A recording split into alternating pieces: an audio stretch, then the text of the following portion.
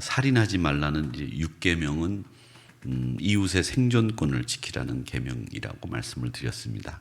하나님의 형상을 가지고 있기 때문에 다른 동물들을 죽이는 것과는 달리 사람을 죽이는 일은 하나님의 형상을 훼손하는 거다, 이렇게 말씀을 드렸죠. 그리고 6계명은 타인의 생명을 존중해 주는 것이다, 제가 그렇게 말씀을 드렸습니다. 적극적으로는 타인의 생명을 해치지 말라는 뜻으로 이해를 하셔야 된다. 또 타인의 생명을 보호해야 되는 뜻으로 이 계명을 이해해야 된다, 이렇게 말씀을 드렸습니다. 그래서 파생되는 것은 타인의 생명에 위해를 가할 수 있는 부주의한 시공이나 부주의한 행동, 이런 것들은 하지 말아야 됩니다, 이렇게 말씀을 드렸고, 또 살인을 조장하는 영상이나 또 드라마나 뭐 이런 일들의 작품을 물론 다 만드는 건 아니지만 만드는 분들을, 또 만드는 영화들을 우리가 배격하고 그런 일들을 금해야 된다, 이렇게 지난주 수요일 말씀을 드렸습니다. 이 살인 사건은 우리 인간이 저지른 범죄 중에 두 번째 범죄입니다. 첫 번째 범죄는 아담과 하와가 하나님의 말씀을 순종하지 않은 불순종 죄죠.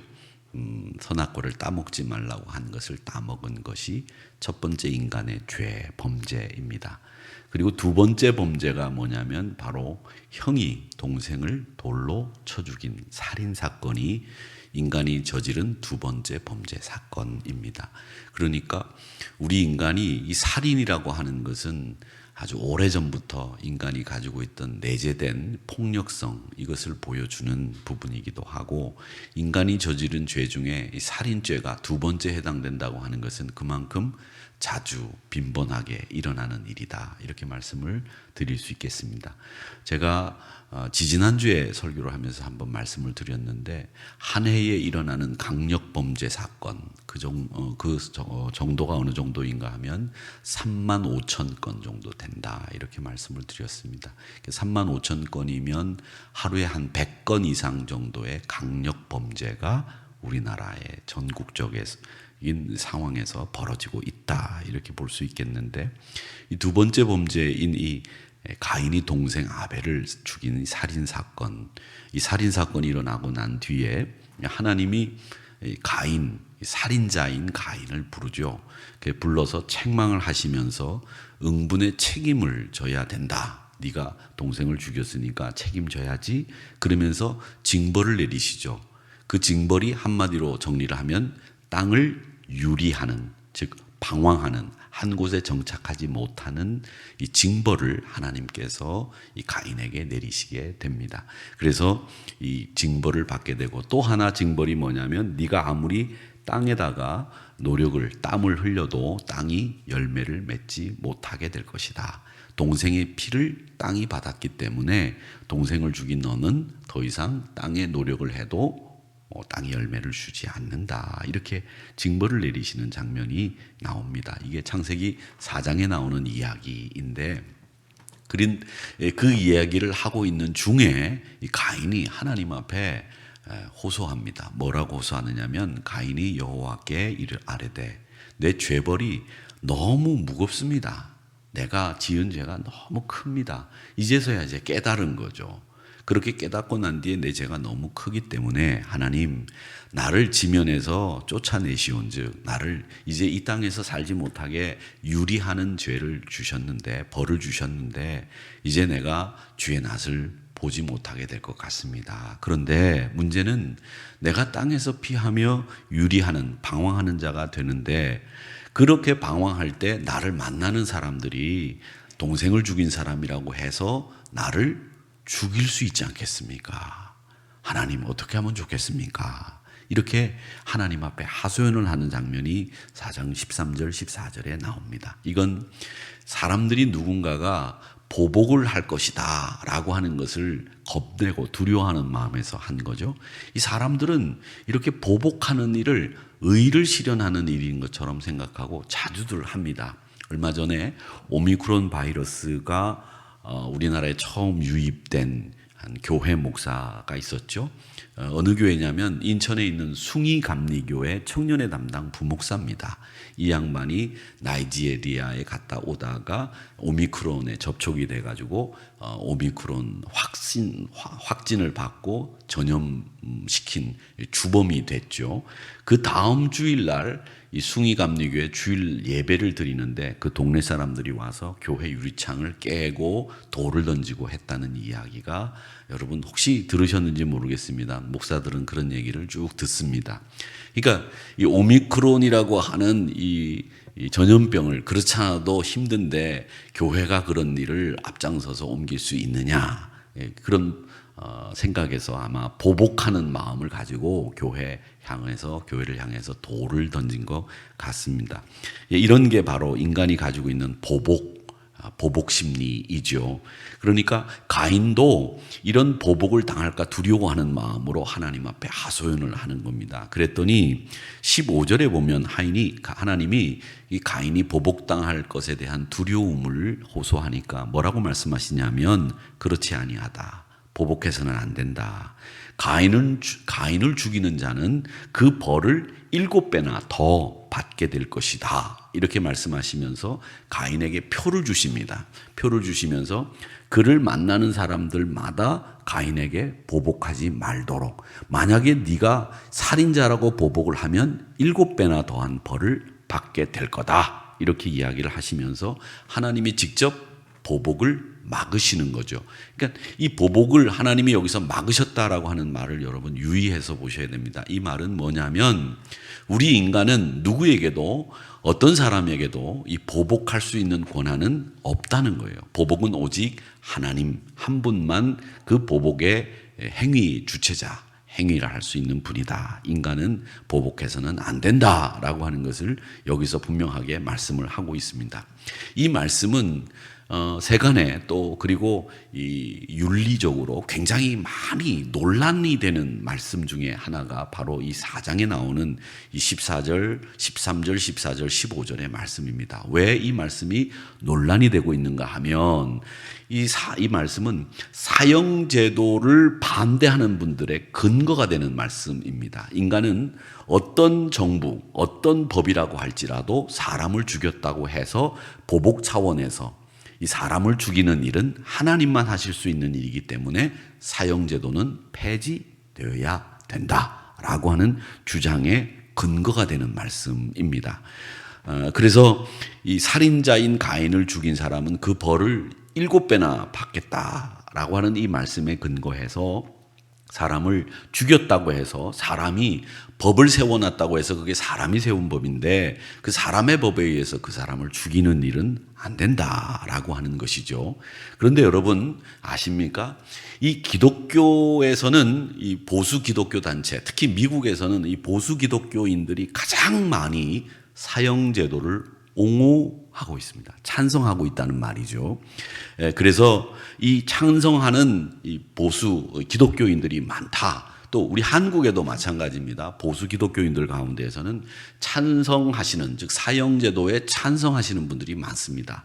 이제 이런 부분에 있어서 논란이 되고 있는 부분들이 바로 이런 부분이고, 육계명을 다룰 때는 이 논란을 꼭 짚고 넘어가야 될 부분이 있습니다. 왜냐하면 여러분들이 어떤 생각을 가지고 있는지 저는 잘 몰라요. 사형제도에 대해서 제가 여러분들과 같이 토론을 하거나 의견을 나눌 수 있는 시간이 없고 또 나눌 수도 없기 때문에 여러분들의 의견을 저는 존중합니다만은 어떤 생각을 가지고 있는지는 모르겠습니다만은 저는 두 가지 사형제도를 반대하는 사람들의 근거의 말씀을 오늘 보여드렸고 또 사형제도를 옹호하는 분들도 있습니다. 근데 여러분 이 기독교가 2000년 역사 속에 사형제도를 옹호했겠습니까? 계속 반대했겠습니까? 어떤 생각을 가지고 계신지 모르겠습니다만 쉽게 생각할 때 이 기독교가 사형제도를 2000년 역사 속에서 계속 반대했을 거다라고 생각하시면 틀린 말입니다.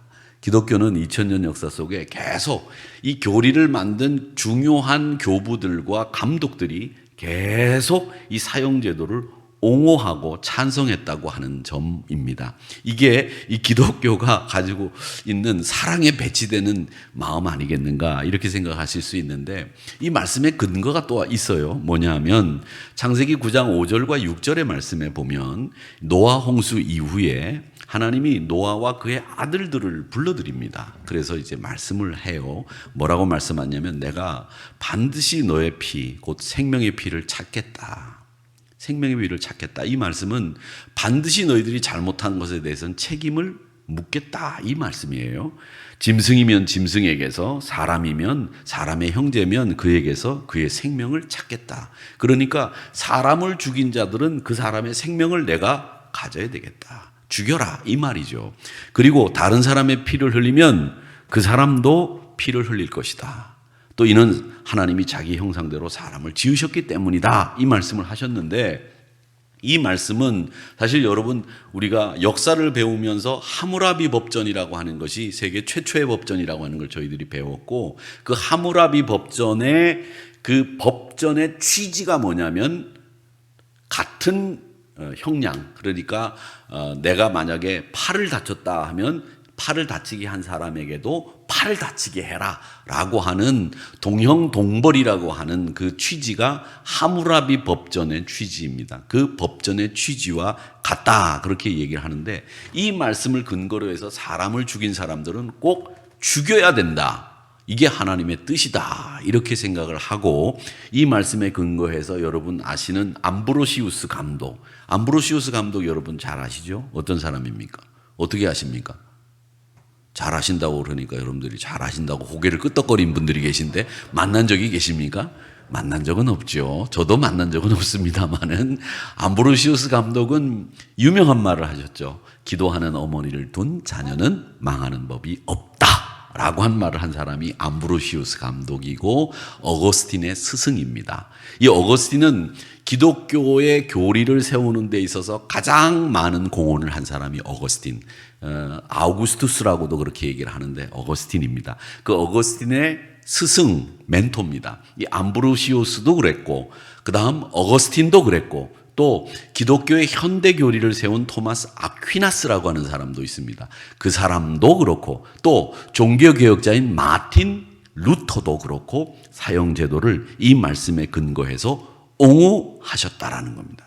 그 사형제도를 옹호하셨다고 하는 것에 대해서 이 마틴 루터는 어떤 얘기를 했느냐 하면 요한복음 19장 10절에 보면 예수님이 이제 빌라도 앞에 잡혀갑니다.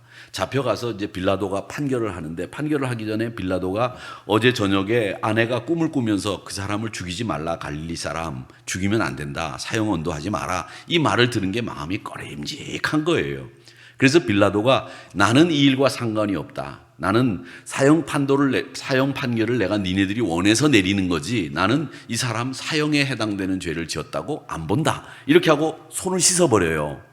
손을 씻는데 그 손을 씻기 전에 예수님이 빌라도의 사형제도, 사형 판결을 하시고 난 뒤에 예수님이 뭐라고 얘기하시냐면 내가 말하지 않느냐. 내가 너를 놓을 고난도 있고 또 십자가에 못 박을 고난도 있는 줄 알지 못하느냐. 이렇게 얘기를 하니까 이 예수님이 뭐라고 얘기를 하느냐 하면 이 고난에 대해서 이렇게 얘기를 합니다. 고난이라고 하는 것에 대해서 위에서 예수님이 대답하시는데 뭐라고 얘기하시냐면 위에서 권세를 주지 않으면 사람을 죽일 수가 없다. 이렇게 대답을 하십니다.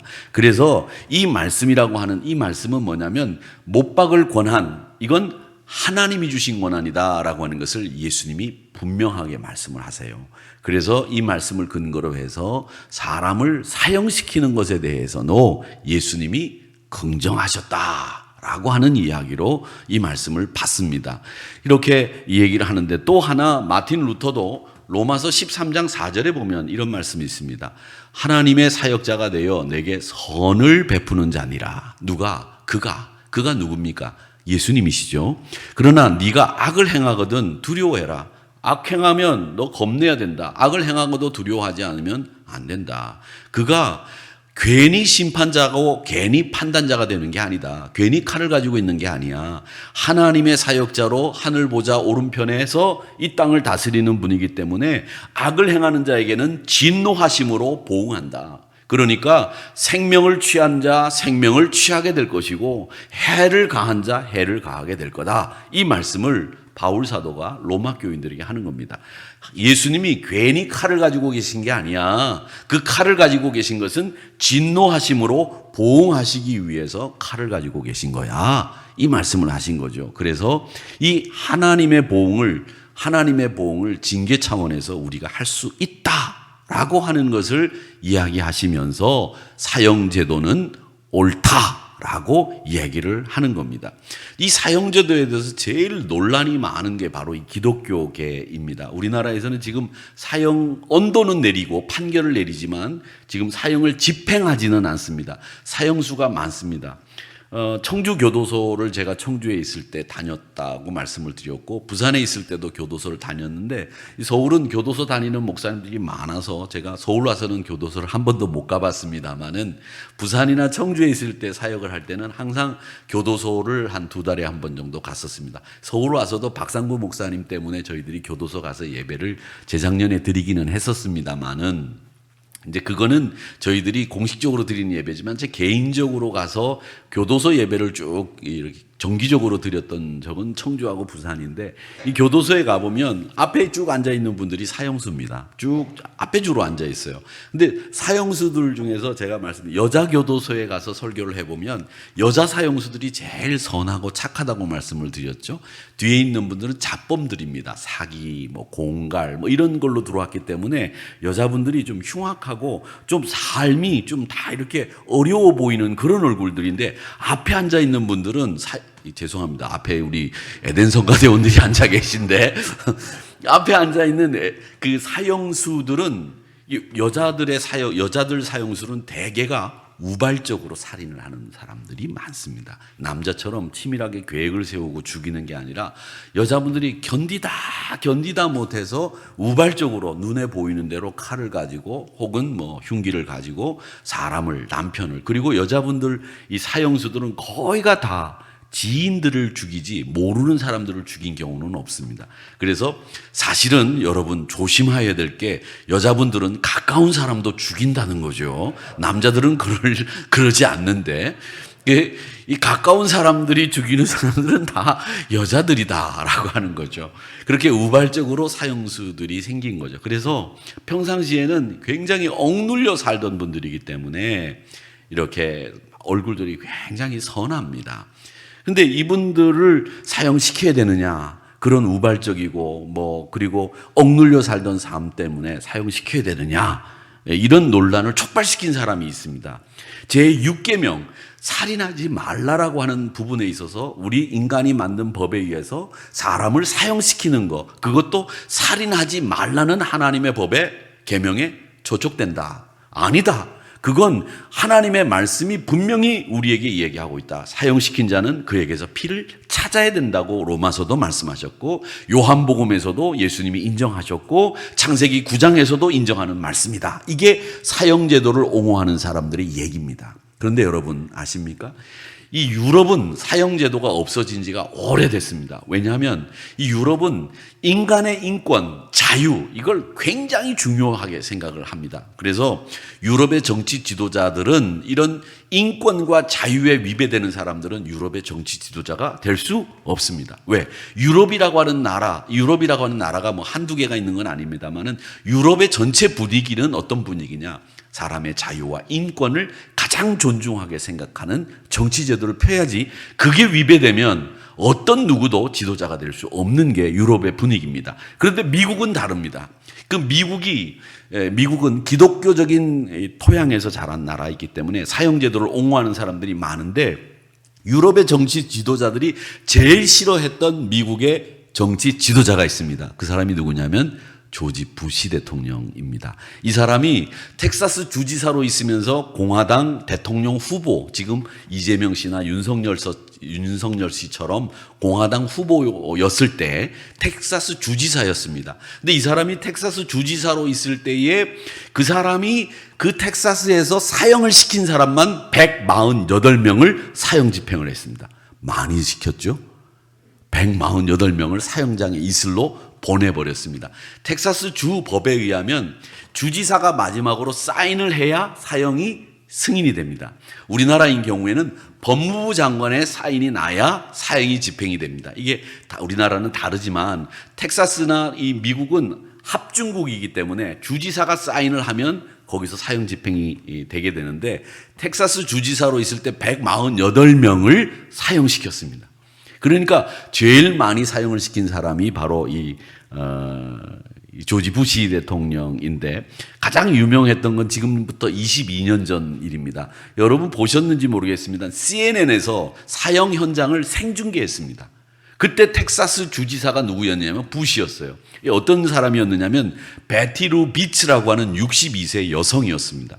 이 여성이 남편이 성경에 나오는 요한복음 4장에 나오는 그 수가성의 여인처럼 남편이 5이었어요. 5이었는데 다섯 번째 남편하고 세 번째 남편을 죽였다는 거죠. 근데 5번째 남편은 죽인 다음에 집 마당 앞에 묻었어요. 그래가지고 그게 걸려서 검찰에 기소가 돼가지고 검찰에서는 이 사람을 사형시켜야 된다. 그렇게 얘기를 했는데 이 비츠라고 하는 여성이 62세가 될 때까지 어릴 때부터 62세가 될 때까지 남편 5을 만나고 아버지 밑에서 자라면서 폭력에 시달리지 않은 날이 하루도 없었다는 거죠. 태어날 때부터 아버지 폭력에 시달렸고 그리고 결혼하면서부터 첫 번째 남편에서부터 5번째 남편까지 어떻게 한 사람도 빼지 않고 다 이 비츠라고 하는 여성에게 폭력을 행했다는 겁니다. 여러분 이렇게 기구한 여성이 있을 수 있겠습니까? 그러니까 매 안 맞는 이 아내로 얼마든지 살 수 있는데 남편 5이 다 이 여자를 때렸다는 거예요. 이러기가 참 쉽지 않은데 그런데 검찰은 세 번째 남편과 5번째 남편을 이 여자가 죽였다고 보는 거예요. 그런데 그냥 죽였다고 하는 것은 이제 많은 사람들은 맞았기 때문에 죽였다. 그러니까 동정표가 일어난 거예요. 그래서 여러분 이 여신이 사형 언도를 받고 2000년까지 사형 집행이 될 때까지 교황도 국제사면위원회라고 하는 곳이 있습니다. 엠네스티라고 하는 곳에서도 공식적으로 이 여인의 사형을 막아달라 이렇게 부시에게 요청을 했습니다. 그리고 사형 집행을 하는 날도 교황이 직접 나서서 전화를 걸어서 부시에게 막아달라고 사형하면 안 된다고 30일만 좀 연기해달라고 부탁을 했는데 그날 사형 집행을 약물로 해버리고 말았습니다. 그걸 CNN에서 2000년에 생중계를 했습니다. 미국 전역에. 그래가지고 이 부시가 어떤 사람인가 이걸 보여줬는데도 부시는 대통령에 당선됐습니까? 안 됐습니까? 됐습니다. 이건 뭘 얘기하느냐면 미국이라고 하는 나라가 기독교인들이라고 하는 이 보수 기독교인들은 사형제도를 미국은 다 옹호하고 있다고 하는 증거라는 겁니다. 그래서 의외로 이 미국은 보수 기독교인들을 중심으로 지금도 사형제도를 굉장히 옹호하고 있다. 우리나라도 보수적인 그런 기독교적인 생각을 가지고 있는 목사님들은 사형을 집행해야 된다 이렇게 이야기를 합니다. 그런데 사형을 집행해야 된다고 생각하는 분들은 이런 경우죠. 저도 조두순 같은 경우를 봅니다. 그 사람이 지금 나와서 평촌에 살고 있다고 합니다. 며칠 전에 그 사람 집에 어떤 남자가 들어가서 흉기를 휘둘렀다가 그 사람이 잡히는 일이 보도된 적이 있습니다. 그 조두순이 그 어린아이들에게 행한 일들을 보면서 저희들 온 국민이 치를 떨었습니다. 야, 무슨 소리냐? 10년, 20년 짧다. 죽여라! 그렇게 얘기를 했죠. 이게 여론에 의해서 이 여론 재판을 한 것이 됐는데 이런 경우에 우리 기독교인이든 비기독교인이든 사형을 해야 된다라고 하는 얘기들을 많이 합니다. 여러분, 그런데 성경은 분명하게 사형제도를 옹호하는 말씀도 있고 반대하는 말씀도 분명히 있기 때문에 이걸 가지고 기독교에서도 논란을 벌이고 있으나 미국의 정통 보수 기독교인들은 사형제도를 계속 옹호하고 있고 기독교 역사 2000년 동안 루터와 아퀴나스를 어거스틴을 암브로시우스를 비롯한 많은 교부들이 사형제도를 공식적인 국민의 지지를 받은 정부가 세운 법, 정부가 국민의 지지를 얻고 만든 통과시킨 법에 의해서 사형시키는 것은 옳다라고 하는 의견을 유지해 왔다고 하는 것을 여러분들이 아시고 계시면 되겠습니다. 근데 여러분은 사형제도를 찬성하든 반대하든 그것은 성경이 가지고 있는 여러 가지 경우들이 있기 때문에 여러분 판단하시기 나름입니다. 그거에 대해서 잘했다, 잘못했다, 이건 구원에 관련됐다, 이건 아닙니다. 다만 이런 입장들이 있다고 하는 것에 대해서 여러분들이 분명히 생각을 하시고 말씀을 하시고 나중에라도 후에 사형제도라고 하는 것이 얘기가 나오면 창세기 4장과 9장의 말씀을 가지고 얘기하시고 로마서 13장에 또 요한복음 19장에 있는 말씀을 가지고 사형제도가 근거되는 정당하다고 근거하는 말씀이 있고 반대하는 근거의 말씀이 있다라고 하는 것을 이야기하시면서 여러분의 의견을 피력하시면 됩니다. 여러분의 생각이 어떠신지는 저는 잘 모르겠습니다만은 이 사형제도에 대해서 찬성하자, 반대하자, 저는 그게 아니라 생명에 대한 경각심, 생명이 얼마나 소중한 것인지에 대해서 여러분들이 꼭 생각하고 있자라고 하는 것을 말씀드리려고 합니다. 이 6계명에 있어서는 저는 참 우리 시대에 필요한 계명이라고 저는 생각을 합니다. 살인하지 말라. 이게 왜 이 시대에 필요한 이야기냐 하면 우리가 칼을 들고 직접 사람을 죽이거나 이런 일은 하지 않습니다. 그래서 이 계명에 대해서 6계명에 대해서 많은 사람들이 우리 보통 그리스도인들에게는 필요 없는 계명 아니겠느냐 이렇게 생각하시는 분들이 계세요. 그런데 여러분 그거 아닙니다. 우리 기독교인들이 더 이 시대에 적용해야 될 계명 중에 하나가 바로 이 6계명입니다. 왜? 한번 보십시오. 들어보십시오. 여러분 자살각이라고 하는 말 들어보셨습니까? 자살각? 이 각이라는 말이 각도죠. 이게 지금 몇 도 정도 되겠습니까? 한 85도? 90도가 조금 더 쓰니까 한 85도에서 87도? 그 정도 되겠죠. 이 자살각이라는 말이 있습니다. 자살하기 딱 좋다 이런 말이에요. 젊은이들 사이에 유행하는 말로 자살할 각도가 딱 됐다. 자살할 수 있는 사이즈가 됐다. 자살할 만한 상황이 나왔다는 뜻으로 청소년들이 주로 얘기하는 말입니다. 여러분 아셨습니까? 모르셨죠? 이 말을 젊은이들이 지금 쓰고 있어요.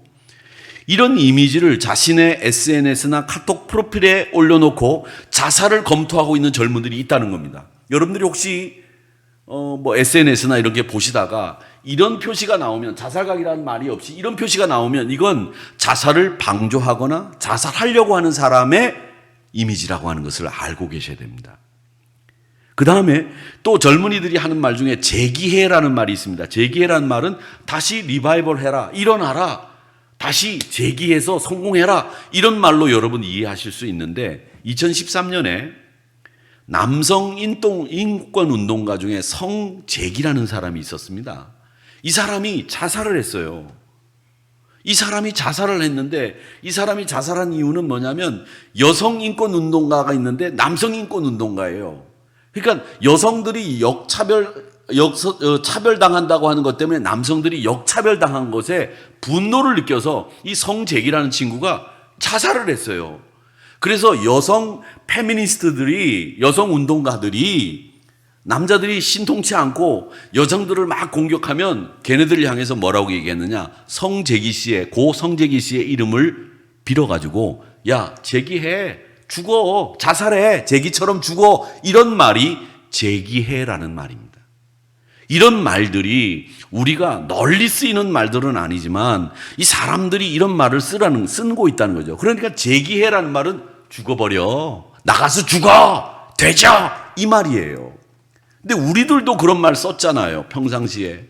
부모님들이, 옛날 부모님들은 자식을 향해서 말 안 들으면 니 죽고 나 죽자. 그렇죠? 부부싸움 하다가 니하고 나하고 같이 죽자. 막 이런 말들 많이 했지요. 이게 다 생명을 경시하는 풍조에서 나온 가장 나쁜 말 중에 하나다. 저는 그런 생각을 합니다. 그런데 여러분, 이 죽어버려라, 자살각이 나왔다, 이런 말들을 젊은이들이 쓴다고 하는 것은 우리 사회가 전체적으로 생명을 경시하고 생명을 가볍게 보는 이런 흐름이 지금 우리 사회에 만연돼 있다는 거예요. 이걸 우리 그리스도인들이 그냥 보고 있어서는 안 된다는 거죠. 그러니까 젊은이들이 성적 떨어졌다고 뛰어내리고 좀 뭐하다고 속상하다고 죽고 자기네들끼리 단체로 카톡에서 혹은 SNS에서 만나가지고 여관을 빌려서 연탄을 사가지고 들어가서 같이 동반 자살을 하는 이런 일들이 일어나고 있는 것에 대해서 우리 기독교인들이 나서서 그렇게 해서는 안 된다고 강력하게 이야기해야 된다는 거죠. 왜? 이런 일들이 지금 우리 사회가 생명을 경시하고 있다는 증거예요. 생명을. 그 사람뿐만 아니라 죽은 사람뿐만 아니라 우리 모두가 지금 생명을 경시하거나 인권을 경시하는 이런 일들이 벌어지고 있는 게 대한민국 2021년 12월 22일 이 상황이라는 거예요. 그렇기 때문에 우리는 이런 일들을 막아야 된다는 거죠. 죽음을 대하는 태도가 굉장히 어긋나 있어요. 2018년도에 제가 갑자기 이제 열이 나기 시작을 하는데 2018년도에 청와대 국민청원 게시판에 이런 글이 올라왔습니다. 어떤 글이냐? 대박자송을 금지해라. 유해 콘텐츠로 지정해라. 대박자송. 이걸 유해 콘텐츠로 지정해달라. 이 2018년도에 초등학교를 중심으로 해서 초등학교 아이들이 대박자송을 불렀습니다. 이 대박자라고 하는 말이 뭐냐면 대박자, 대가리 받고 자살하자라는 말입니다. 근데 그게 노래가 있어요. 그 노래가 초등학생들 사이에서 초등학교에서 불렸다는 거예요. 그래서 유해 콘텐츠로 지정을 해서 노래를 못 부르게 나라가 나서야 된다. 이걸 청원 올린 거예요. 여러분, 초등학생들이 대가리 받고 자살하자. 우리가 평상시에 쓰기도 어려운 말들을 노래로 부른다는 거예요. 여러분, 이게 지금 우리 한국 사회가 가지고 있는 현상들입니다. 또 어떤 일이 있었는 줄 아십니까? 2017년도로 제가 기억하고 있는데 여자 유튜버가 있었습니다. 이 유튜버가 이혼을 하고 우울증에 시달렸어요. 그런데 유튜브로 인터넷 방송을 생방송으로 이렇게 하다가 이 여성 유튜버가 입버릇처럼 죽고 싶다 한 거예요. 근데 그 방송을 이렇게 시청하던 시청자들이 있었을 거 아니에요. 시청자들이 보다가 죽고 싶다 얘기를 하니까 너 정말 자꾸 짜증나게 죽고 싶다고 얘기할래? 죽고 싶으면 죽어! 이런 버린 거예요. 그렇게 얘기를 했어요. 그런데 그 방송을 보던 시청자들 앞에서 자기가 기르던 애완견을 데리고 생방송을 해놓고 시청자들이 보는 앞에서 반려견을 가지고 8층에서 뛰어내려서 죽었어요. 이게 우리나라에서 크게 다루지를 않고 그냥 토픽처럼 가십처럼 이렇게 조그만하게 기사가 나고 끝나는데 이건 가십처럼 조그만 기사로 날 일이 아니라 이 사회적인 병리를 보고 이 사회가 얼마만큼 타락하고 나쁘게 변했는지 사실은 저는 이렇게 생각해요. 요즘 그게 없어요. 이제 현찰을 안 쓰고 다 카드를 쓰기 때문에 옛날에 우리가 얘기하는 쓰리꾼 있죠. 쓰리꾼이 없어졌어요. 털어봐야 그 안에 돈이 없어. 다 카드가 쓰니까. 또 카드도 요즘에는 핸드폰으로 쓰잖아요. 그 쓰리꾼이 없어졌대요. 저는 차라리 쓰리꾼이 생기고 이런 사람들이 없어졌으면 좋겠어. 돈을 잃어버리는 건 나중에 벌거나 아니면 속상하면 끝나잖아요. 그 사람도 먹고 살려고 하는 짓이겠지. 그런데 여러분, 정말 물론 그렇다고 해서 제가 쓰리꾼이 다시 생겨야 된다는 말을 하는 건 아닙니다. 만약에 제가 정치인 같으면 분명히 이럴 거예요. 윤창용 대선 후보, 쓰리꾼이 다시 생겨야 된다고 얘기하다. 이렇게 얘기가 나올 텐데 요즘 뉴스가 다 그렇잖아요. 그렇죠? 전 대선 후보도 아니고 또 그런 취지로 말씀드린 것도 아닌 걸 여러분 아실 겁니다만은 이렇게 생명을 경시하는 그리고 죽으라고 하는 말을 손쉽게 뱉어버리는 이 사회 현상이 병들었다는 거예요. 이게 진짜 병든 거예요. 여러분, 다른 게 병든 게 아니에요. 탐욕으로 얼룩진 세상이 결국 끝에 가서 맞이하게 되는 현상은 뭐냐? 생명 경시로 종착역에 도달하게 되는 거예요. 이게 말세에 나타나는 징조 중에 하나인데 이 징조를 보면서 우리 그리스도인들이 이 6계명을 어떻게 할 거냐? 철저하게 이 살인하지 말라고 하는 계명에 적용되는 말씀들을 우리가 알고 의식을 가지고 있자는 거예요. 역사의식, 문제의식, 이런 의식이 없이 맨날 교회에 와가지고 말이죠. 내 복만 간구하고 하나님 우리가 잘 살아야 되겠습니다. 우리 교회만 부흥해야 되겠습니다. 이러니까 안티기독교인들이 나오는 거예요. 우리 기독교인들이 의식이 없으면 앞으로 21세기, 22세기 한국 기독교의 미래는 없다는 거죠. 그렇기 때문에 그런 사회 현상을 보고 우리 기독교인들이 앞장서서 막고 하나님의 말씀을 이렇게 전하고 이 말씀에 근거해서 이런 일은 될 일이 아니다라고 분명하게 이야기하는 목사와 장로님들과 권사님들, 우리 그리스도인들이 많아져야 된다는 거예요. 그래야 사회를 선도하고 그래야 사회를 구원하고 복음이 침투될 수 있다는 거죠. 예수가 살아나는 거죠. 그게 바로 이 육계명을 비롯해서 이런 일들이라는 거죠. 근데 여러분, 제가 또 이제 열을 내면서 이제 말이 많아졌는데 하나만 더 얘기를 하고 끝내겠습니다만은 마지막으로 이제 더 이상 얘기를 하면 또 얘기가 길어지고 또 아는 게 다 나오니까 이제 그만하고, 이 육계명의 또 하나 가장 문제가 우리가 생각해야 될 게 하나 있습니다. 그게 뭐냐면 바로 영적인 의미입니다. 영적인 의미. 이 영적인 의미라고 하는 것은 뭐냐면 이 살인하지 말라고 하는 말의 영적인 의미를 생각해야 돼요. 이 영적인 의미는 뭐냐? 여러분, 육계명에 대해서 요한 1서 3장 15절에 보면 이런 말씀이 있습니다. 그 형제를 미워하는 자마다 살인하는 자니. 살인하는 자마다 영생이 그 속에 거하지 아니하는 것을 너희가 아는 바라. 그랬습니다. 형제를 미워하는 자는 다 어떤 자? 살인하는 자다. 살인하는 자는 그 마음속에 뭐가 없다? 영생이 없다. 여러분, 이 영적인 의미를, 육계명의 영적인 의미를 제일 잘 설명해 둔 말씀이 요한일서 이 3장 15절의 말씀입니다. 여러분 기억하십시오. 미워하는 사람은 요한 사도에 의하면 살인하는 자입니다. 살인하는 자는 그 마음에 영생이 없다고 했습니다. 우리가 그토록 갈망하고 궁극적인 소망으로 생각하는 하늘나라 소망인 영원한 생명이 그 속에 없다는 거예요. 내가 구원받지 않았다는 거죠. 그러니까 미워하지 말라는 거예요. 미워하는 사람은 영생 없다. 형제를 미워하는 자 살인하는 자다. 마태복음 5장 22절에 보면 예수님이 뭐라고 말씀하셨느냐면, 내가 너희들한테 말을 하는데 형제에게 노하는 자, 형제에게 막 성질을 내고 노하는 자 심판받게 된다. 이웃에게 노하지 마라. 심판받는다. 그리고 형제에 대하여 라가라 하는 자는 공에 잡혀가게 되고 미련한 놈이라고 하는 자는 지옥불에 들어간다.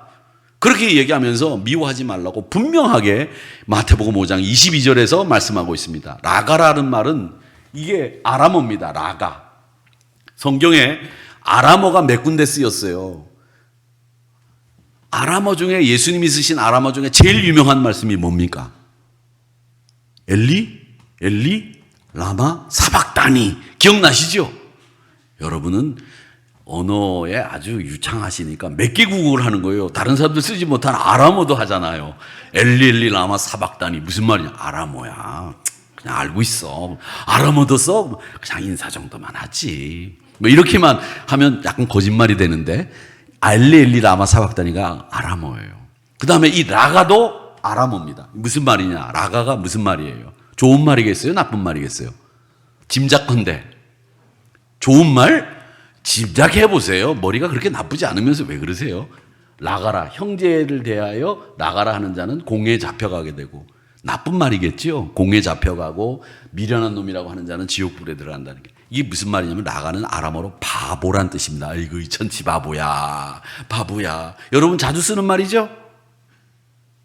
고개 끄덕거리면 안 되지. 거기서는 아니요 이러셔야죠. 자주 쓰면 안 됩니다. 아셨죠? 이 천치 바보야 이런 말 쓰면 안 돼요. 라가는 바보라는 말입니다. 형제에 대해서 바보라고 얘기하고 미련한 사람이라고 얘기하고, 형제에 대해서 노하는 자 공에 잡혀가고 지옥불에 떨어진다. 이게 마태복음 5장 22절에 나오는 예수님의 말씀입니다. 즉 뭐냐? 살인하지 말라는 이 육계명 안에는 이웃을 미워하지 말라는 뜻도 포함이 돼 있어요. 요한일서 3장 15절의 말씀 기억하시고 마태복음 5장 22절의 말씀 두 절만 딱 기억하면 이 육계명이 우리에게 뭘 얘기하는지를 우리는 분명히 알 수 있습니다. 사랑하는 성도 여러분, 사랑하셔야 됩니다. 이건 우리의 의무이기도 하지만 우리 주님이 분명히 이야기하셨어요. 미워하면 지옥불에 들어간다. 미워하는 자 공에 잡혀가고 지옥불에 떨어지고 심판받게 된다. 이렇게 말씀을 했습니다. 그렇습니다. 우리가 보통 사람들은 칼을 들고 다른 사람을 죽이지 않습니다. 여기 앉아있는 분 중에 그러고 싶은 마음 가진 분도 없고 그렇게 할 분도 안 계세요. 살인하지 말라는 말이 그래서 6계명이 우리와 상관이 없는 말씀인 것처럼 보여요. 그런데 우리가 얼마나 많이 미워합니까?